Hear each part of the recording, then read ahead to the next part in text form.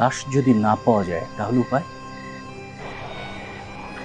লাশ পাওয়া না পাওয়া কোনো সমস্যা না, সমস্যাটা হলো লাশটা সরালো কে।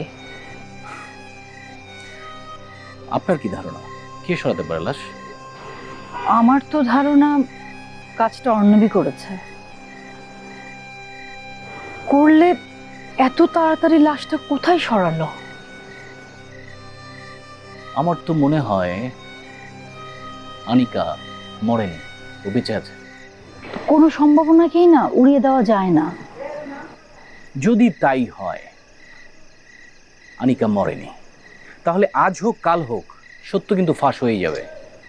আচ্ছা, তাহলে আমাদের কি করা উচিত? আমি কি আজই ঢাকায় চলে যাব? হুম, সেটা যদি করেন ম্যাডাম তাহলে পুলিশ আপনাকে টার্গেট করবে।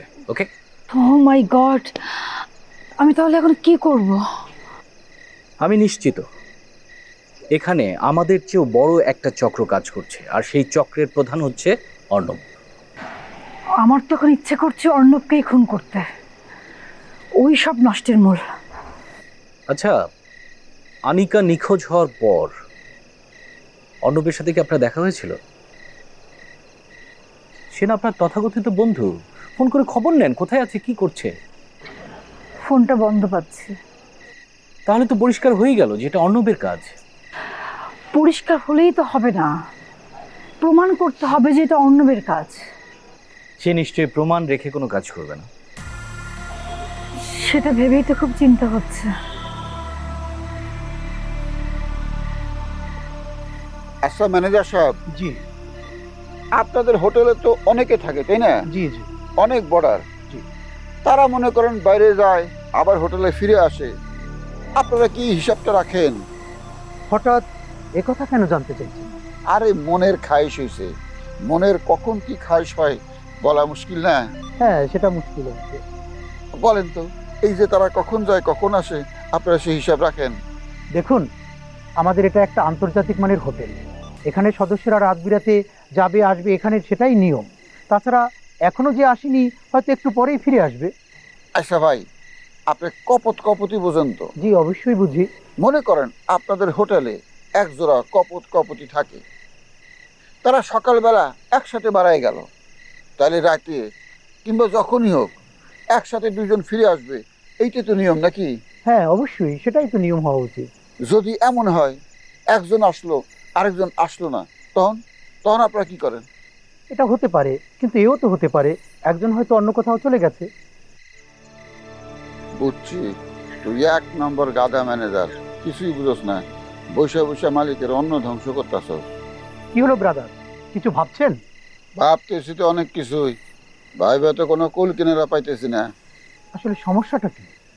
সমস্যাটা যদি কইতে পারতাম তাহলে তো সমাধানও খুঁজে বের করতাম। আসি।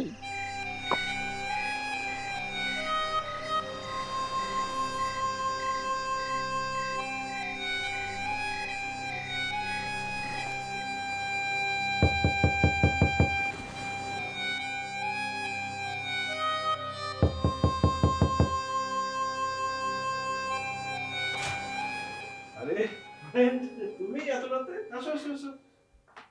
কি মনে করে? সারাদিন তো তোমার কোনো খবর পেলাম না, তাই খবর নিতে চলে এলাম। ও খুশি? হ্যাঁ প্লিজ বসো। তো তুমি সারাদিন কি করলে? কি আর করবো, এদিক সেদিক ঘোরাঘুরি করলাম। ও, তুমি কি করলে? আমি একটু ব্যস্ত ছিলাম।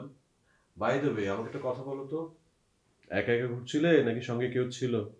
তুমি ভালো করেই জানো এই শহরে তুমি ছাড়া আমার পরিচিত কেউ নেই। এবার তোমার প্রশ্নের উত্তর তুমি নিজেই খুঁজে বের করো। হ্যাঁ। আচ্ছা, কাল তোমার কি কাজ? কেন বলো তো? না, ভাবছিলাম তোমাকে নিয়ে একটু ঘুরবো, আপত্তি আছে কেন? আরে কি বলো, তোমার সাথে ঘুরবো, আপত্তি থাকবে কেন? একদম ঠিকঠাক। বলো কোথায় যাবে? কই আর যাবো, এই শহরের মধ্যেই ঘোরাঘুরি করব। তাহলে ওই কথাই ফাইনাল, তুমি আর আমি কাল একসাথে ঘুরছি। ওকে ডান। তাহলে আমি এখন উঠি। ফ্রেন্ড, মনে রেখো কাল সারাদিন আমরা দুজন যেখানে ইচ্ছে সেখানে ঘুরবো, মনে থাকে যেন। আচ্ছা ঠিক আছে। এই wait a minute, very sorry, আমি না ভুলে গিয়েছিলাম, আমার না একটু ইম্পর্টেন্ট একটা কাজ আছে। কি কাজ? ওই আমাকে একটু থানায় যেতে হবে, মানে জরুরিভাবে ডেকেছে আমাকে। থানায়? কেন?